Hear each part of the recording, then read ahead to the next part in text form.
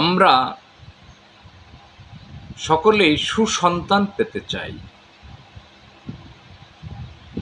সেই সন্তান সমাজের কল্যাণে, জনগণের কল্যাণে দারুণভাবে নিজেকে মেলে ধরে সমাজে দারুণভাবে অভূতপূর্ব উপকার করবে, সেই সন্তান আমরা সকলেই চাই। কিন্তু বই পুস্তক আলোচনা করলে দেখা যাবে যে সমস্ত ব্যক্তিবর্গগণ সুসন্তানের জন্ম দিয়েছেন ইতিপূর্বে, তাদের যে চরিত্র, সেই চরিত্রের সাথে আমাদের চরিত্র কিন্তু মিলেমিশে যায় না।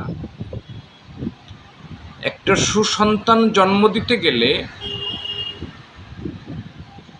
সেই সন্তানের পিতামাতাকে সৎ, নির্ভীক,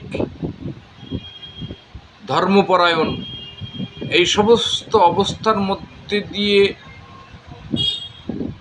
গেলেই তবে একজন পিতামাতা সুসন্তান জন্ম দিতে পারে।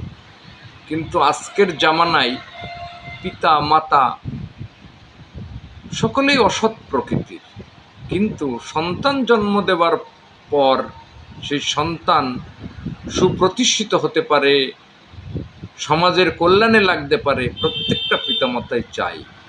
কিন্তু পিতামাতা সুপ্রতিষ্ঠিত, সুশিক্ষিত, সুধর্মপরায়ণ না হলে যে ধর্মপরায়ণ একটা সন্তান সৃষ্টি হয় না, এটা কিন্তু অনেকেই ভাবে না।